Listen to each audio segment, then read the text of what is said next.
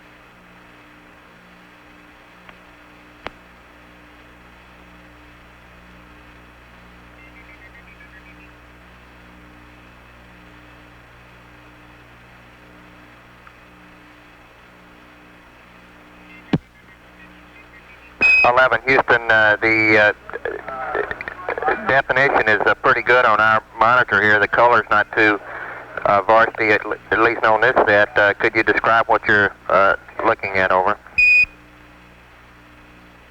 Roger, you're seeing Earth as we see it at our left-hand window, just a little more than a half Earth. We're looking at the eastern Pacific Ocean, and the north half of the top half of the screen we can see North America, Alaska, United States, Canada, Mexico, and Central America. South America becomes invisible just off beyond the terminator or inside the shadow.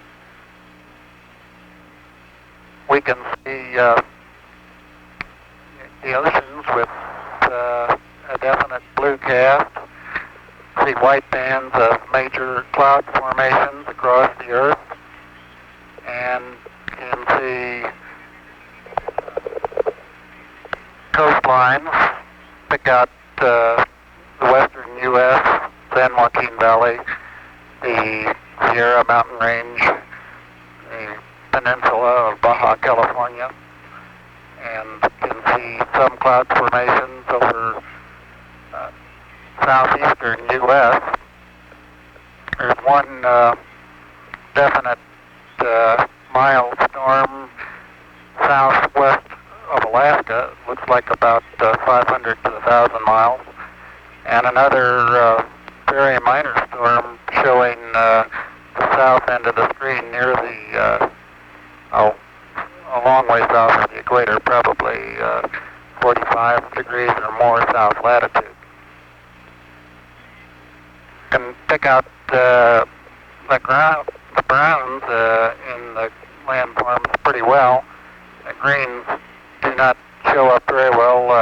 Some green showing along the northwestern coast of the United States and northwestern coast of Canada. Roger, 11. It's a pretty good picture on clarity here. We're having, could you tell us, it appears to us that there are two distinct cloud formations trending east-west, one approximately about along the equator and one around 30 or so south latitude. Could you tell us exactly where those cross the land masses, over?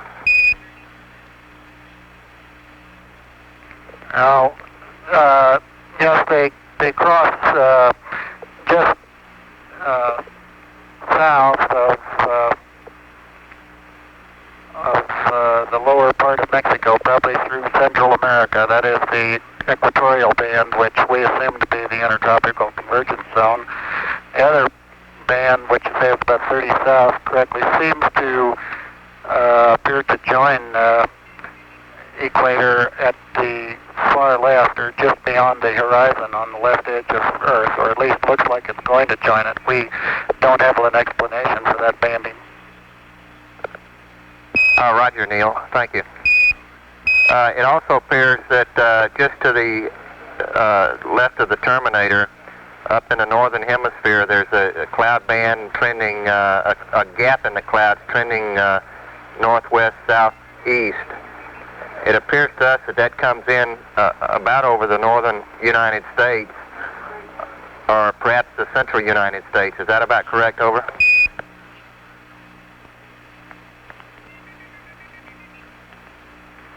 I can see on the monitor the thing you're talking about, but right now I can't get my eye to the window to pick out just where it crosses the shoreline. Roger.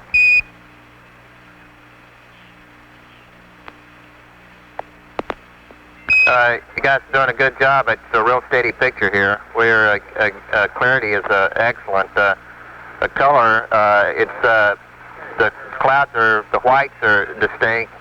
The rest of it looks like to me anyway, on the monitor I'm observing, is a fairly greenish blue, is the way I describe it. Over.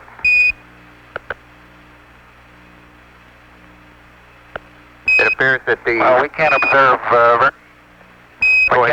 observe much green from the spacecraft.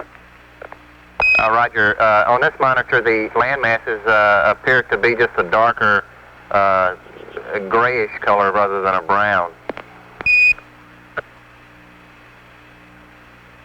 Well, it's true that we do not have the depth of color at this range that we enjoyed at 50,000 miles out. However, the oceans still are a definite blue, and the continents are generally brownish in cast, although it is true that they're tending more toward gray now than they were at the closer ranges. Roger, 11. We've been, I've just been vectored to another monitor, and sure enough, the browns are coming in a lot more distinctly on the IDA4 that we have up on our screen in the control center. Over.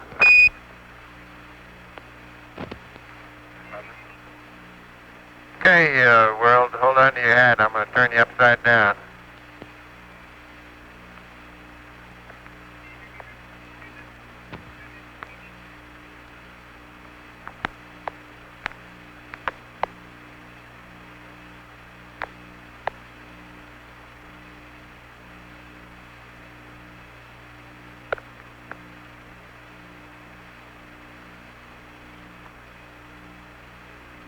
Yeah, 11, that's a pretty good roll there.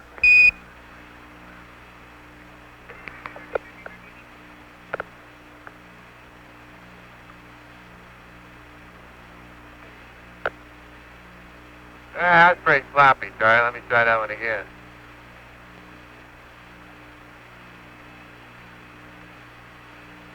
You'll never beat out the Thunderbirds.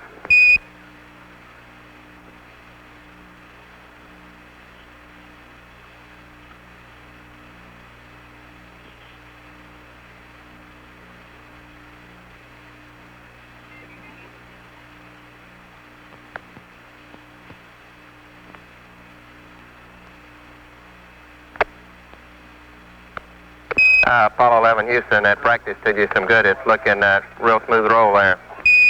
Oops, spoke too soon.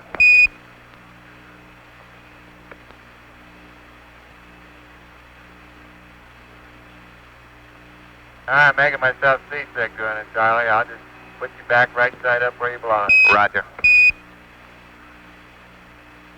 You don't get to do that every day.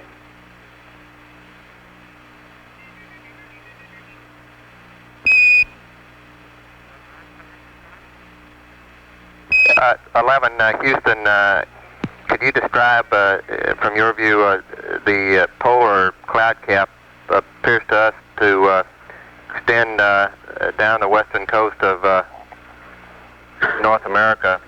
Would you estimate how far it extends down? Over.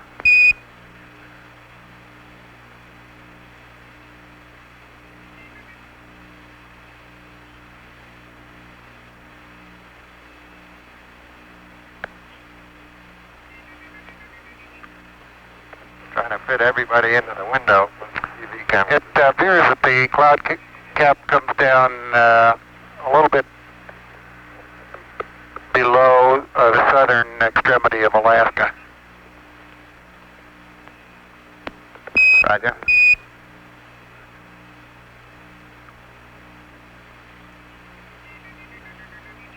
We've 11. We've lost our picture here now.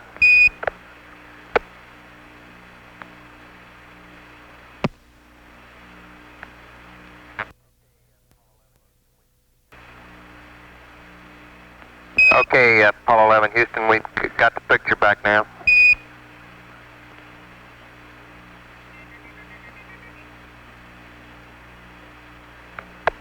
Unfortunately, we only have one window that has a view of the Earth, and it's filled up with the TV camera, so your view now is probably better than ours is. Roger, we copy. 11, Houston, if you could comply, we'd like to see some smiling faces up there. If you could give us some interior views, I'm sure everybody'd like to see you over.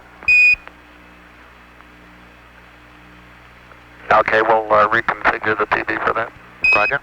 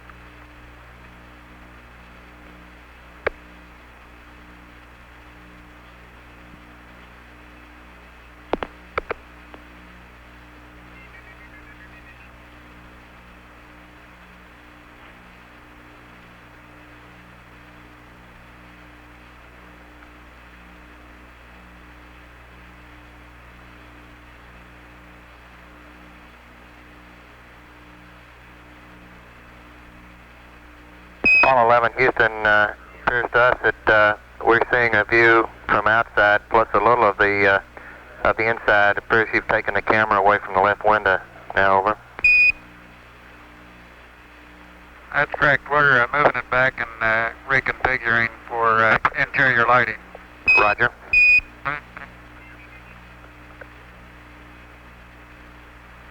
We can still see the Earth through the left window, and it appears that we can see a floodlight off to the left, either that or some sun shafting through the hatch window.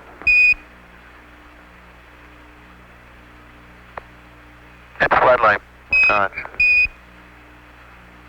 Now we're coming in.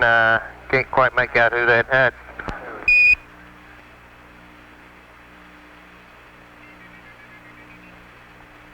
That's Big Mike Collins there. Well, you got a little bit of... Yeah, hello there, sports fans. You got a little bit of me, plus Neil's in the center couch, and Buzz is doing the camera work this time. Roger, it's a little dark now, 11. Maybe a bigger f-stop might help. Yeah, that's in work.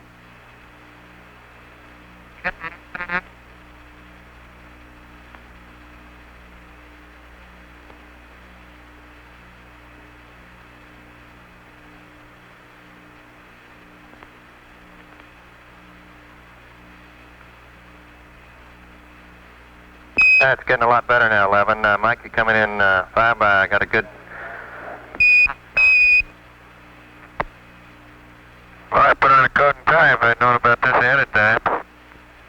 Is Buzz holding your cue cards for you, over? Cue cards have a no. We have no intention of competing with the professionals, believe me. We are very comfortable up here, though. We do have a happy home. There's plenty of room for the three of us, and I think we're all learning to find our favorite little corner to sit in. The 0G is very comfortable, but After a while, you get to the point where you sort of get tired of rattling around and banging off the ceiling and the floor and the side, so you tend to find a little corner somewhere and put your knees up or something like that to wedge yourself in, and that seems more at home. Roger, looks like Neil is coming in 5 by there. 11, Mike, see you in the background. The definition is really outstanding. The colors are good. It's a real good picture we're getting here of the Commander Armstrong. Buzz, when you take the camera over towards the window with the sun shifting through it, sends to blank it out, though. Yeah, Neil's standing on his head again. He's trying to make me nervous. Roger.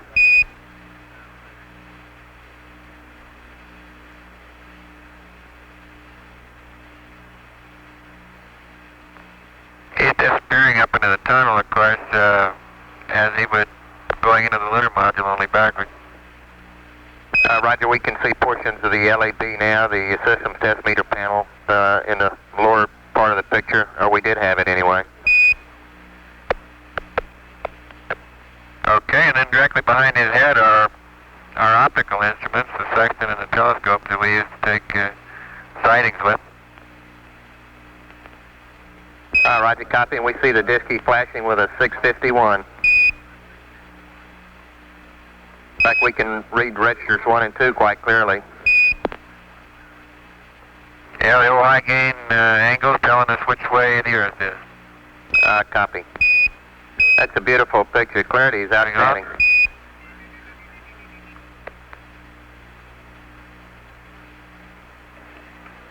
We can also give you the time of day in our system of mission elapsed time, 34 hours, 16 minutes, and 15 seconds.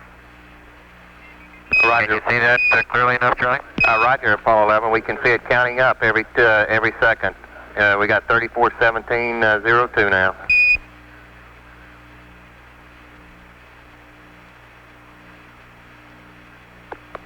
Okay, back to the high gain angles. Roger. And we've amputated those.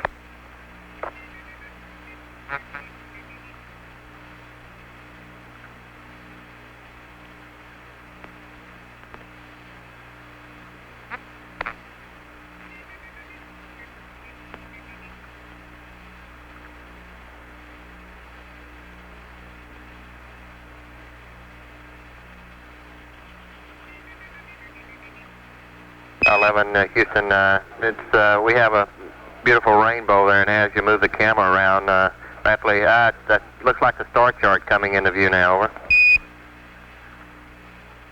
Yeah, those are Buzz's 2 star charts that he is using right now as sunshades over the right-hand window, window number 5. Roger, we see the sun shining in through it behind him and plotting out the the ecliptic plane and the stars that you're using for the navigation.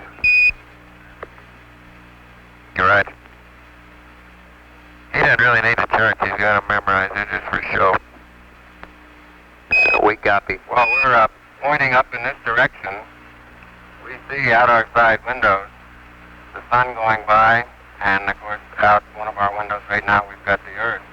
Now right behind my window, of course, we have the sun, because the sun is illuminating the star chart that we see. This line represents the ecliptic plane, and these lines, vertical lines, represent our reference system that the spacecraft is using at this time. As we approach the moon will gradually grow larger and larger in size, and eventually it will be in eclipse. It will be eclipsing the sun as we go behind it, as we approach the lunar orbit insertion maneuver. Roger, 11. Could you attempt a little bit better focus there, 11, over?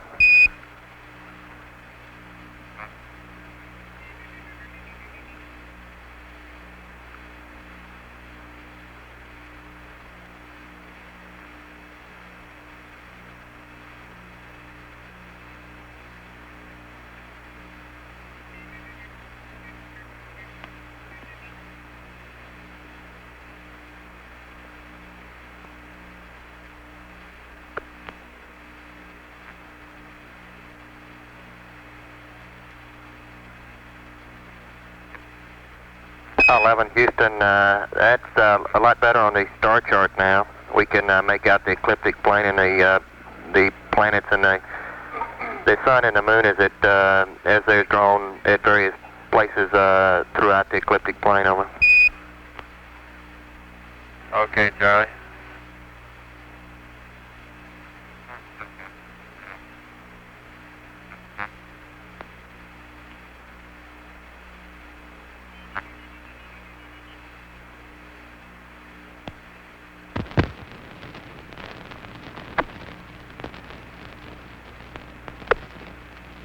If we can get some of the wires untangled here, we'll give you a demonstration of how easy push-ups are up here. 11 Roger. Good to do a buzz there.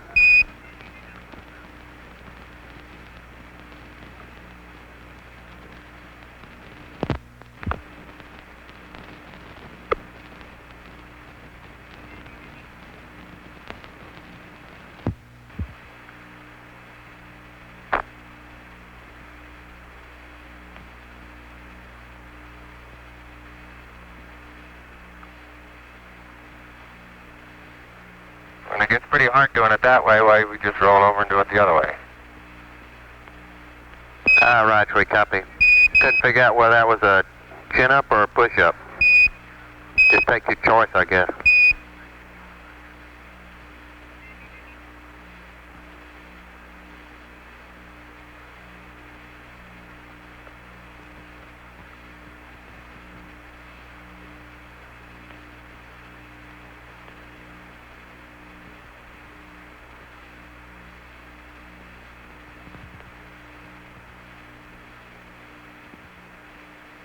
Well, looks like it's probably almost your dinner time down there, Earth. We'll show you our food cabinet here in a second.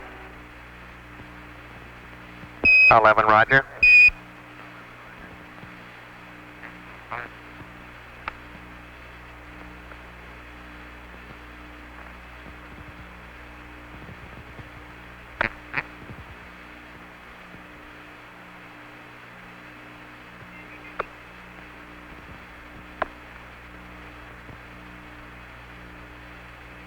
Houston, we see a box full of goodies there, over. Oh, we really have them, Charlie. We got all kinds of good stuff. We've got coffee up here in the upper left and various breakfast items, bacon in little small bites, and beverages like fruit drink. And over in the center part, we have all kinds of things. Let me pull one out here and see what it is. Right.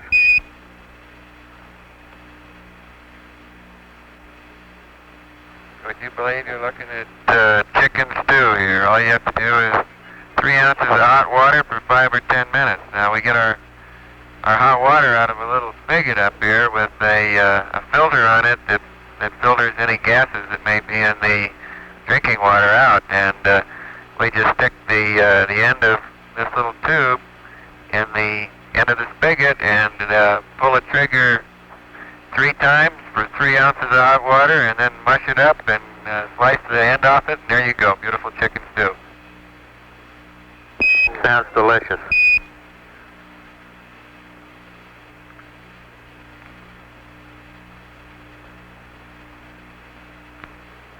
Yeah, the food so far has been very good. We couldn't be happier with it. Roger. Run that flashlight a second. The surgeons are saying thank you there for that. And it is sort of down in a dark corner, so we have a flashlight here to help us see things. And if I can let go of it carefully, it'll just hold itself right where it is. Roger. As long as disturb it will.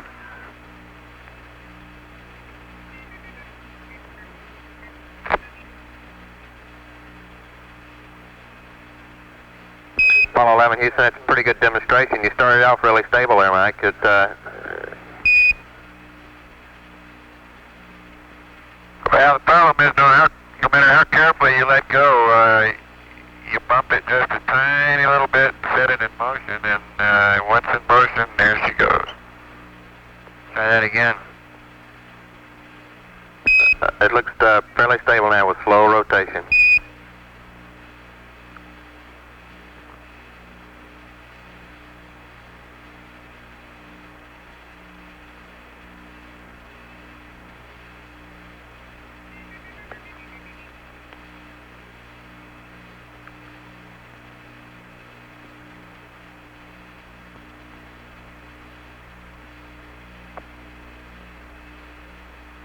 Well, so much for the food department. I'm going to close up the store down here. Roger, we copy. Charlie, we checked out the cable length, and we're thinking we might want to see if we can take the TV into the LEM with us tomorrow for part of the time. Over. Roger, good show. We'd like to see it if it'll reach that far. Over. We'll give it a try. Roger.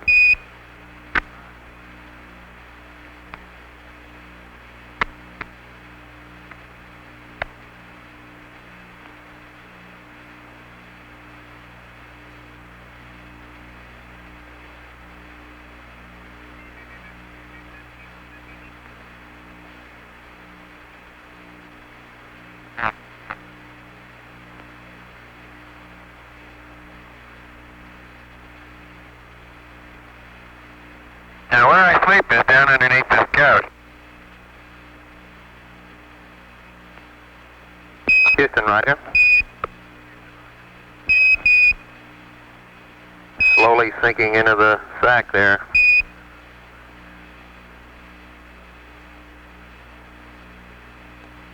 Yeah, it's really comfortable.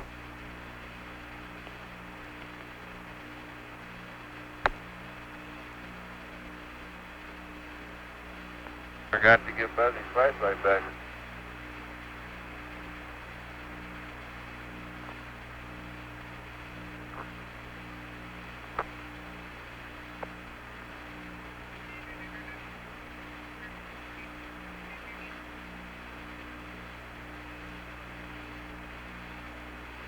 Apollo 11, Houston, could you give the folks a view of your patch if on your CWGs, over?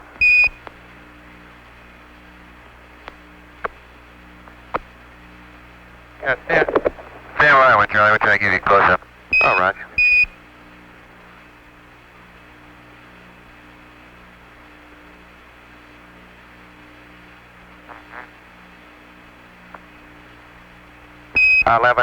Houston, we have the patch. Could you attempt to improve the focus slightly, over?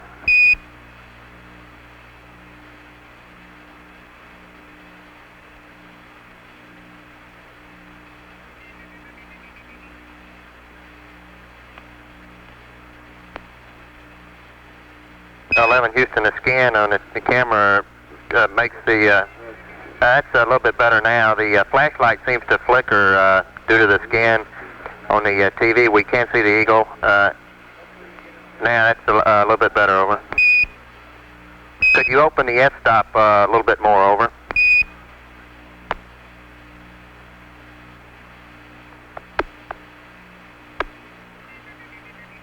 Yeah, it's open all the way. We're going to have to move Buzz around a little bit. Roger.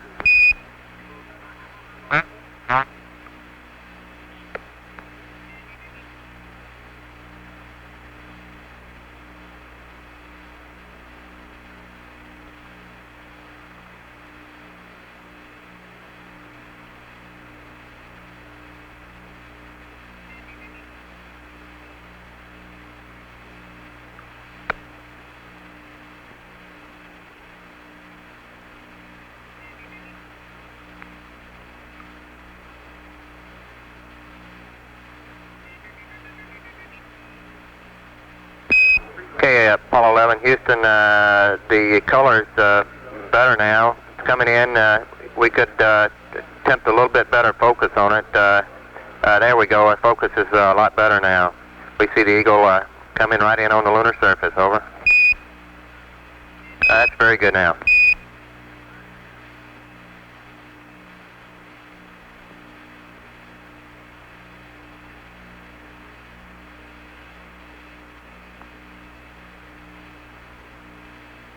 Apollo 11, Houston, that's very good now. We can see the Earth in the background, Apollo 11, and the eagle coming in. Probably pretty hard to see the olive branch, isn't it? Roger, it is. Well, that's what he has in his talons, is an olive branch. Copy.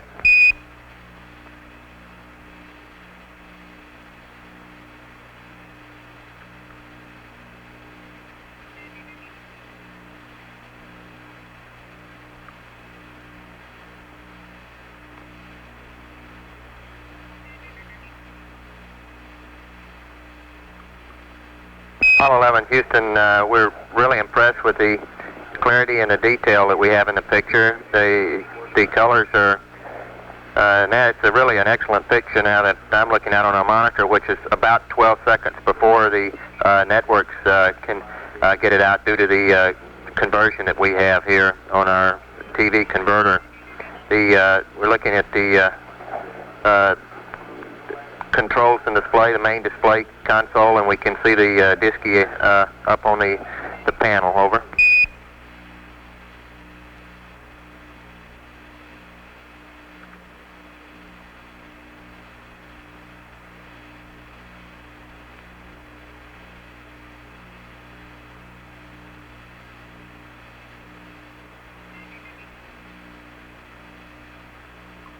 Well, it'd be nice if you could take a look at all the circuit breakers, make sure the right ones are in and the right ones are out.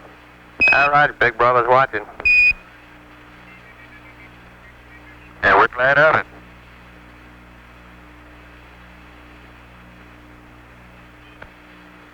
Well, you guys sure been doing a good job of watching us, Charlie. We appreciate it. Spacecraft's been beautiful, 11. With really no complaints at all. Looks, things are really great.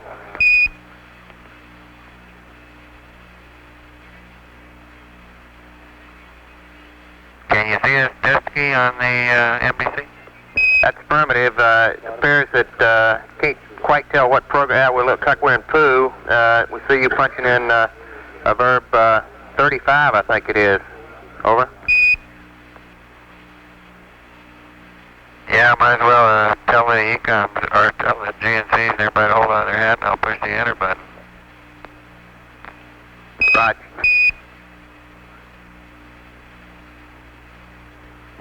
We see a real display now.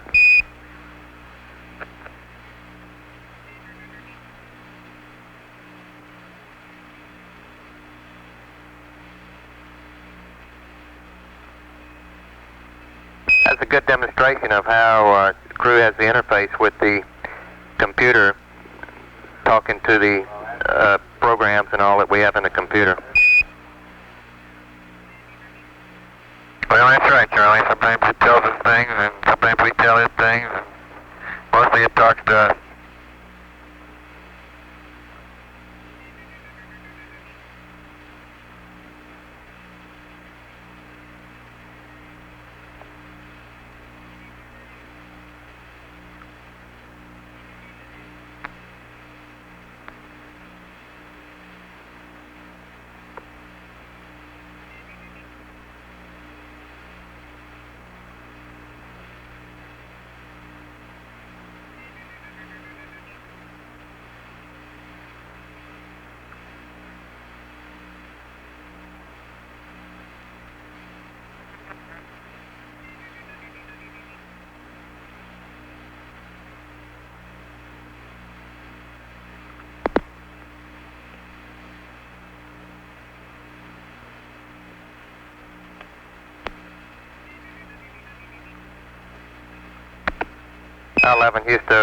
Houston, we just lost our pick. I see we're going back outside now. Over.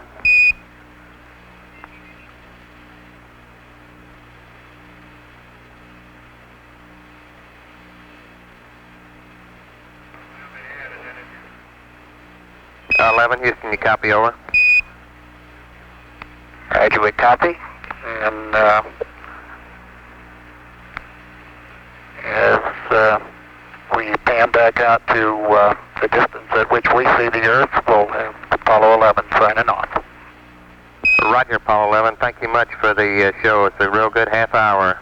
Appreciate it. Thank you very much. Out.